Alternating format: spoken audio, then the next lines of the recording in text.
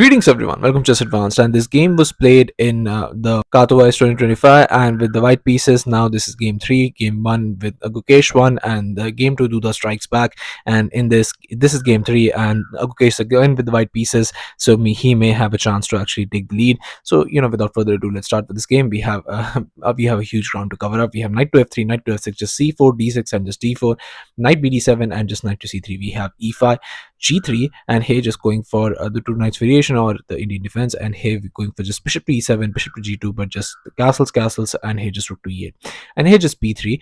Very nice move, putting this bishop on this very nice diagonal, and here just c6, e4, but here just bishop to f8, rook to e1, a6, but just d5, and here we have c captures, but just b5, and in this position Gukesh goes for b4, not allowing any further advancement on the queen side. Maybe he's just interested in putting the knight here and maybe just some f4 ideas. It could be really good, but here just knight to b6 and we have a4, and stopping the advancement, then playing a4 is not, I think, the correct way to go for it. But here if it works, then there is no issue. Here bishop to d7 was played, but a captures and bishop to g5, but now comes this knight to a4, and now that knight is going to be a problem. If you capture, then you get a free pass pawn, so not something you want to do.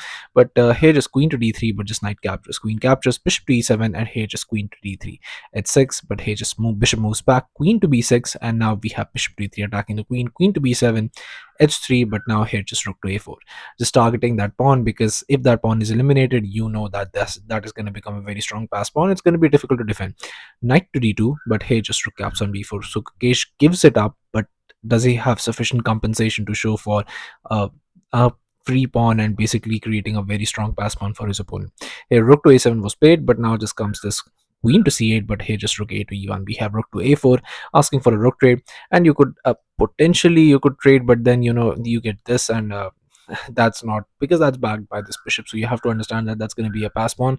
You don't want to give your opponent a bit too much. Here king to h2, but just rook caps on a1, rook captures, queen to b8, and knight to b3, but just rook to c8. We have rook to a6, just very nice rook lift. Also, if the queen moves, this pawn is going to be in the back of the pawn chain, always weak pawns. They are going to be targeted either way. Bishop to d8, but here just we have knight to a5, just trying to get this knight here. I mean, currently it's not doing anything, but in the future that could be a very nice square. Bishop captures on a5, just eliminating any threats, because this is a pass pawn and it must be pushed. Rook captures on a5, but just b4, and here an immediate rook to a2 by Gukesh, and I don't think so this rook to a2 is the best move in this position, because the best move that you have to find is queen to b1. And idea behind it, that once you play this rook to c7, you play queen to a1, and now you can see that this is coming, and it's with the king on this line, you have to be careful. Queen to e8, but now just comes this rook to a8, rook to c8, rook to a6, but just b3, but then you have this rook captures, and you have gotten the pawn back. Although this pawn looks very scary, it's not going to do anything, because you have rook after rook to b8, just trying to put a rook behind a pass pawn, queen to b2, queen to c8. Now you just play this. After rook captures, bishop captures, queen jumps in, and it looks like a very scary position, but you can absolutely trade. Queen captures, b captures, bring the bishop back, and this pass pawn cannot go anywhere without any support. Bishop to b5, but here just king moves, and slowly after these you can see that it's impossible to do anything with that pass pawn, and the position is most likely going to end in a draw. But here after b4 we have rook to a2, and here just rook to c3 was played, attacking the queen, queen to a6, and just b3, but this just doesn't work, simply because here rook to b2 was played, but now just comes rook to c2, and how are you ever going to stop that pass pawn? You don't even have this in this position, and I mean, after the trade you don't even have this in this position to try and actually capture the pawn. But here just rook captures was played, b captures, but just queen to c4, trying to attack the pawn this way. But I think Gukesh missed a very important tactic in this position. Here queen to b1 was played.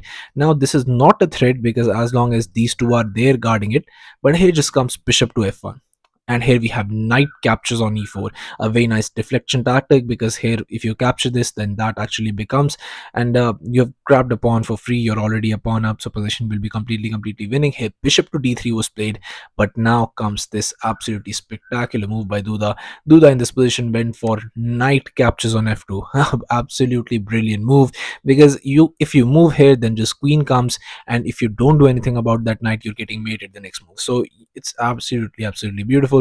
There is, and it was on this move, on just move 38, that Gukesh Dommaraju with the white pieces resigned the game. So now it's going to be much more tough to bounce back with the black pieces in game 4. But let's see what happens in game 4, because this was just an absolute massacre, because there is no other way to put this. This is this was not the way you want to play with the white pieces, and not the result you expect with the white pieces as well. But hopefully he'll learn, and he'll learn much faster, because there is a new tournament coming up, Rapid and Blitz, from August 11 to 15. So hopefully he performs well there. Because why he resigned, there is nothing in this position. If you go for bishop to f1, it seems like a logical choice, not allowing the mate, and also guarding this. But now comes bishop caps on h3, and now what are you doing in this position? Because here, now if you play bishop caps on f2, because now that can be eliminated, because that is coming, but you don't have anything better to do. But after queen captures, going for this checkmate, you play queen caps on f1, bishop captures, and now you do have this. But you have to understand this bishop to c4, you capture this pawn, you move the bishop out of the way, you push these pawns, you get the king here, and this is just, I mean, 6 pawns to 1 is just there is no match here at all. There is no end game. It's completely over. So yeah, thank you all for watching. I'll be coming back with games like these, so stay tuned to the channel, subscribe to the channel. I will be showing game 4, so do stay tuned, and if you like the content, do subscribe, and I'll be seeing you guys very soon. Thank you all.